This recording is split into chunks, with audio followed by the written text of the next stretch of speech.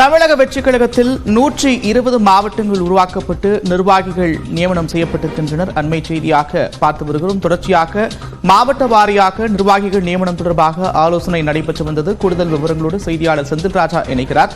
செந்தில் ராஜா, விவரங்கள்.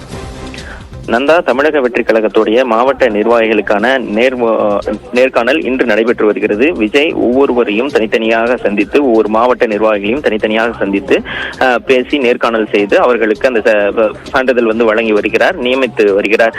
குறிப்பாக இன்று 19 மாவட்டங்களை சேர்ந்த நிர்வாகிகள் நியமிக்கப்படுகிறார்கள். அவர்களுக்கான அந்த நேர்காணல் தான் நடைபெற்று வருகிறது. தமிழக மாவட்டங்களை தங்களுடைய நிர்வாக வசதிக்காக 120 மாவட்டங்களாக அமைப்பு ரீதியாக பிரித்திருக்கிறார்கள். இது அதிகபட்சமான ஒரு மாவட்டமாக பிரிக்கப்பட்டிருக்கிறது. குறிப்பாக பார்த்தீர்கள் என்றால் 2 சட்டமன்றத்திற்கு ஒரு மாவட்ட செயலாளர் மாவட்டம் என்று பிரித்திருக்கிறார்கள்.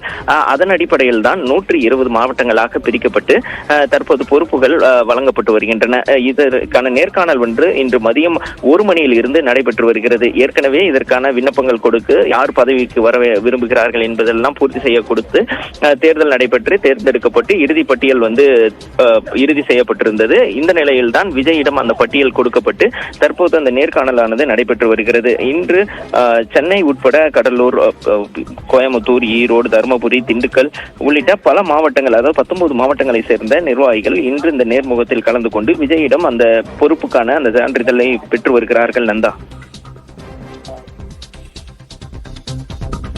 நன்றி செந்தில் ராஜா விவரங்களுக்கு.